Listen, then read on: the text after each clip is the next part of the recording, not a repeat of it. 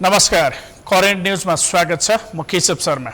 यो कार्यक्रममा हामी प्रमाणका आधारमा देश, राजनीति, अर्थतन्त्र र समाजका समसामयिक विषयलाई गहिरोसँग केलाउँदै विश्लेषण गर्नेछौँ। आजको कार्यक्रममा हामी आफ्नै यात्राको कुरा गर्नेछौँ। सुरु गरौँ आजको करेन्ट न्यूज।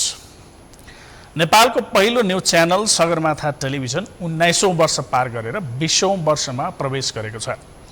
राष्ट्र, राष्ट्रियता र सुशासनको पक्षमा सधैँभर अडिग रहने सगरमाथा टेलिभिजन समाचार सम्प्रेषण गर्ने नेपालको पहिलो न्यूज च्यानल हो।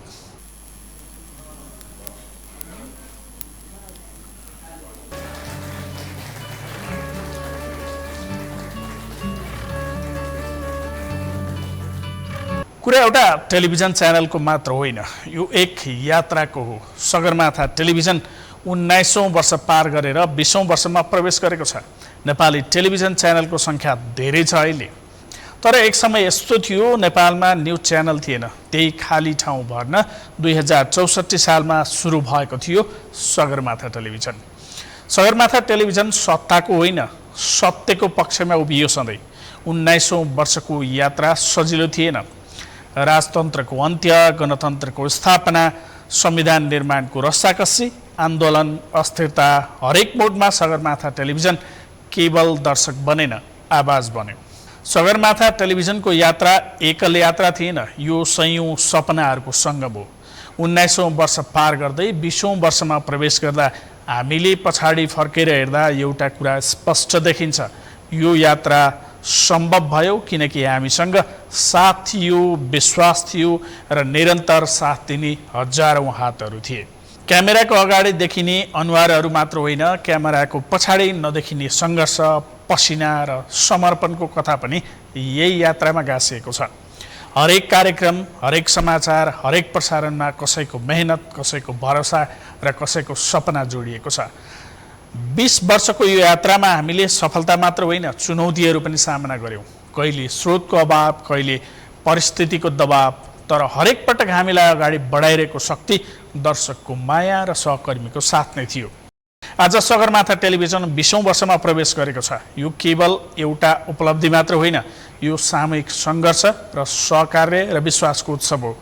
टेलिभिजनले यात्रामा साथ दिनेहरूलाई सम्मान गर्दै आएको छ। 20औं वर्ष प्रवेशका अवसरमा साथ सहयोग प्रदान गर्ने राजनीतिक विश्लेषक प्रकाश रायमाझी, वर्ल्ड बुद्धिस्ट फेडरेसनका अध्यक्ष दावा गुरुङ लामा, नेपाल भारत मैत्री समाजका अध्यक्ष प्रेम लस्करी, अधिकारकर्मी पुनम श्रेष्ठलाई सम्मान गरेको छ। समाज, राष्ट्र, सञ्चार, सामाजिक सेवा, मानवाधिकार तथा जनहितका विविध क्षेत्रमा विशिष्ट योगदान पुर्याएका व्यक्तिहरूलाई सम्मान गरिएको हो। दियो बालियो, केक काटियो। समाज, सञ्चार, मानवाधिकार र जनहितको क्षेत्रमा योगदान दिने व्यक्तिहरूलाई सम्मान गरियो। यो केवल उत्सव थिएन, यो समीक्षा थियो। वार्षिकोत्सवको अवसरमा टेलिभिजनका अध्यक्ष निर्मल गुरुङले सत्य, निष्पक्ष र जिम्मेवार पत्रकारिताप्रति टेलिभिजन सधैँ प्रतिबद्ध रहने प्रतिबद्धता जनाएका छन्। अध्यक्षको सन्देश स्पष्ट र सशक्त छ। उनी भन्छन्, पत्रकारिता केवल समाचार पढ्ने काम होइन, यो जिम्मेवारी हो, उत्तरदायित्व हो र समाजप्रतिको प्रतिबद्धता हो। सत्यको पक्षमा उभिनु, आवाजविहीनको आवाज बन्नु र गलतलाई गलत भन्न सक्ने साहस देखाउनु, यही नै सगरमाथाको पहिचान हो, यही नै हाम्रो मार्ग हो। हामी 19 वर्ष पुगेर 20औं वर्षमा प्रवेश गरेको उपलक्ष्यमा अर्को साल पनि यसरी नै भेटेर एउटा एक आपसमा चाहिँ हातेमालो गरेर दुःख सुख गरेर र यस सगरमाथाले हाम्रो नेपाल र नेपालीको हितमा सधैँ काम गर्न सकोस् भन्ने तपाईहरुकोबाट मैले आशीर्वाद लिँदै। सगरमाथा टेलिभिजन केवल एउटा सञ्चार माध्यम होइन, यसले नेपालको सञ्चार क्षेत्रमा आफ्नो अलग उचाइ निर्माण गरेको छ। कार्यक्रमका प्रमुख अतिथि अर्जुन नरसिंह केसीको भनाइ हो यो।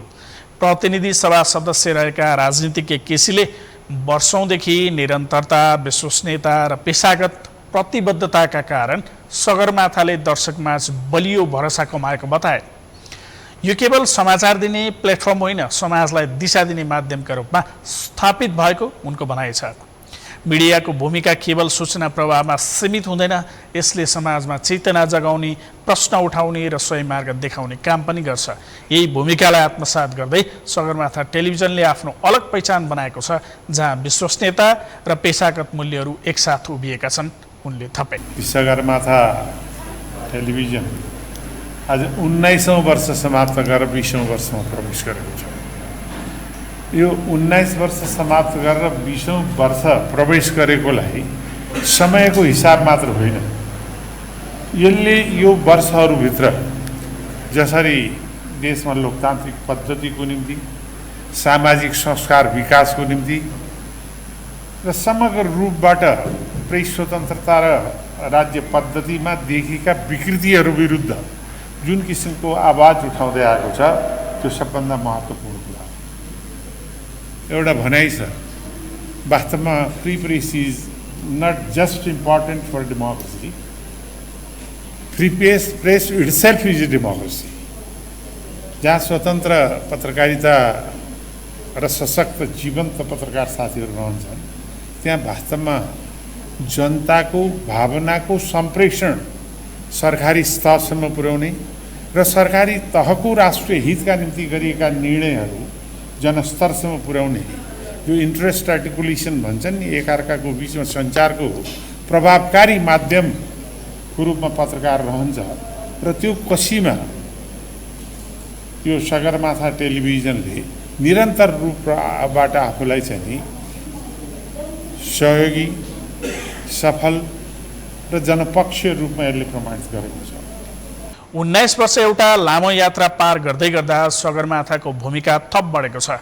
भुइँ मान्छेको आवाज उठाउने, सत्तालाई प्रश्न गर्ने, समाजलाई सही सूचना दिने सगरमाथाको यात्रा अघि बढिरहेको छ। 20औं वर्ष प्रवेश केवल सङ्ख्या हुने छैन, अर्को उचाइ हुनेछ।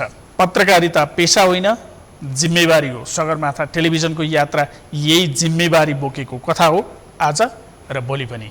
आजको करेन्ट न्युज यति नै। थप समसामयिक विश्लेषणसहित फेरि भेटौँला। म केशव शर्मा बिदा हुन्छु। नमस्कार।